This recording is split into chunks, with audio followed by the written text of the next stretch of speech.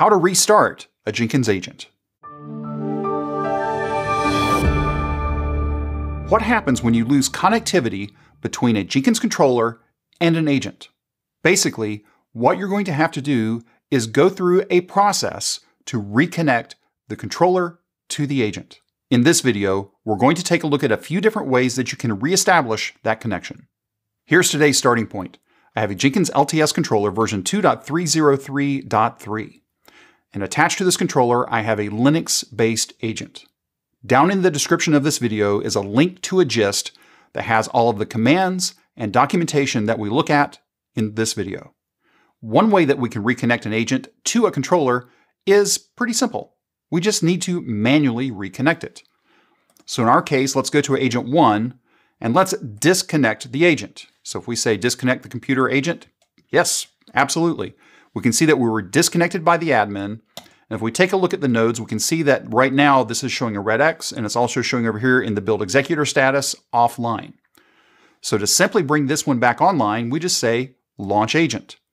And within a few moments, that agent will be reconnected and ready for work again. So in that first example, we manually disconnected the agent and then reconnected the agent. But what would happen in case the agent had been restarted or some other process that had disconnected that agent? Well, if we go over and take a look at our agent, if we take a look at the processes, what we have here, is a process that is a bash process in my case, that is starting up the agent process. Well, let's go ahead and kill 4123.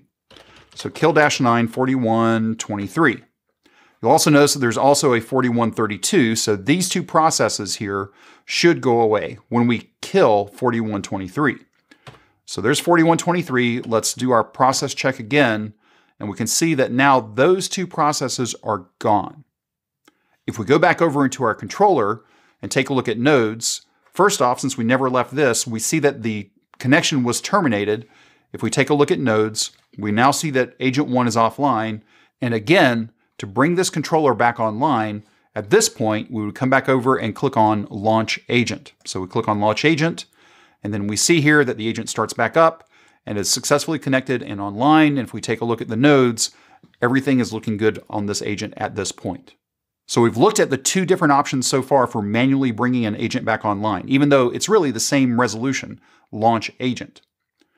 But what would happen if I needed to take an agent offline temporarily? Let's say I'm doing maintenance on that agent.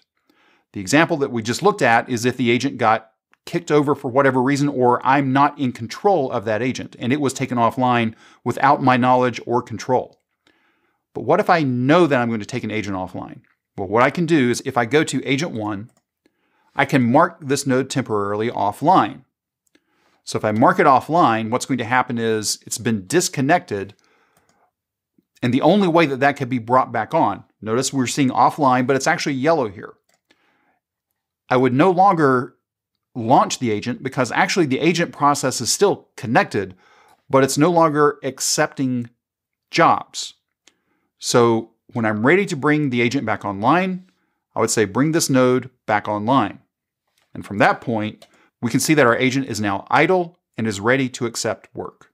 But again, all three of these examples that we've looked at, whether I go in and disconnect the agent and then launch the agent again, or if I manually kill the process, I still have to go back into the controller and click on Launch Agent. Or if I've marked an agent temporarily offline, I have to go back into the console and click on Bring it back online. What if I want to automate all of that? Well, there is a link in the gist to a document on the Jenkins.io site that has a script that we can run. And I've taken the liberty of pulling that script in, and the way that we would do this, at least for the moment, is to go into the script console. Let's say I had many agents connected, and all of these agents were taken offline for weekend maintenance or whatever the case may be. And I just want to be able to run this script and bring them all back online. That way I don't have to go in and click on Launch Agent, Launch Agent, Launch Agent. So the way that we would do that is Manage Jenkins, and we would go down here to Script Console. And let me go grab my version of this script. So the link to the script that's in the gist also allows you to send emails. In my case right now, I don't have email set up, so I pulled out all of the email examples. If you want to use email, that's great. If not, you can use the example that I have also fully down in the gist. So if I paste this in, what we're going to see here is once we get through a little bit here, it's going to iterate over the agents that are connected to our controller. And it's going to check it to see if it's offline or online, or if it's marked offline temporarily. Because if it's marked as offline temporarily, I don't want to bring that one back online because it was taken offline on purpose. So I would not want to, from an automation standpoint, bring that one that was marked temporarily offline. Now, you may make the change. Here's the script. You can do with it what you want. But in our case, here's our script. Let me go back over here to agent 1, which I should have already taken offline. Let's go here again. I'm going to disconnect this agent. And right now, this agent is marked offline. Let's go back over to Manage Jenkins, Script Console, paste in our script, and let's click on Run.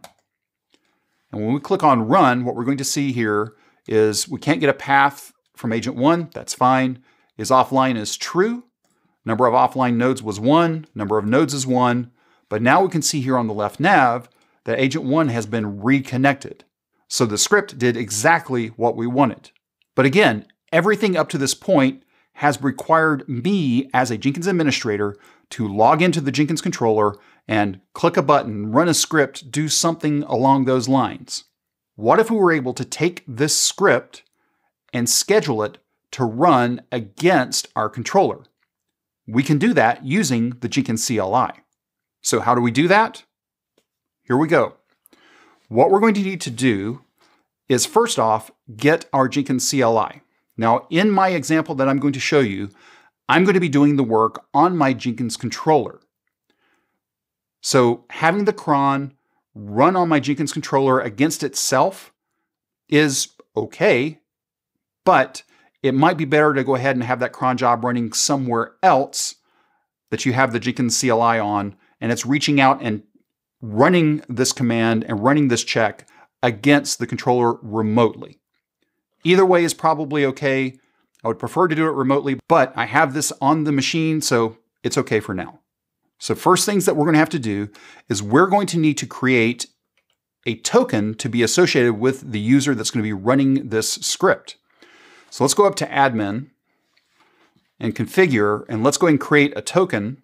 I'm going to say this is going to be cron, and I'm going to click on generate, and I'm going to copy this token. So I'm going to paste this over here so I don't lose it. And I'm going to click on save. If I was to take a look at that again, we can see that the token now exists, never been used yet. That's all good. Now what I'm going to do is do something a little contrived, but I'm going to do it on the controller. So I'm on my Jenkins controller. I'm going to create a folder structure that is called, and I already have this over here for myself, and this will be in the gist so you can follow along if you want to. So what I'm going to do is I'm going to do a make dir, paste it in. I'm going to create a cron jobs directory, and then within the cron jobs directory, I'm going to create a reconnect agents directory. That way I can keep everything in one place. And then I'm going to cd into that directory. And then finally what I need to do is I need to go and get the Jenkins CLI jar file and put it in this directory. And if you're not familiar with getting the Jenkins CLI, if we go back to dashboard, manage Jenkins, if you scroll down here to Jenkins CLI, there is a link to the Jenkins CLI jar that is coming from this specific controller. And you always want to use the CLI that is available from your controller, meaning that you want to keep the version of your Jenkins CLI matching your Jenkins controller. So in my case, what I have here is a little script I can run, just a wget command to download that Jenkins CLI into this directory. So if I take a look at this directory, I now have my Jenkins CLI jar sitting there. Next up, I'm going to create a file called reconnect.groovy. And the contents of this file is going to be the contents that we pasted over in Script Console. So I'm just going to copy and paste that into here and save that. Now that we've created the Groovy file, there are actually 3 more things that we need to do. We need to create a shell script to run the Groovy file using the Jenkins CLI. We need to create a credentials file that we'll be using within the shell script. And then finally, we'll be making a cron entry. So next up, let's go ahead and create our shell script, which I'm calling reconnect sh.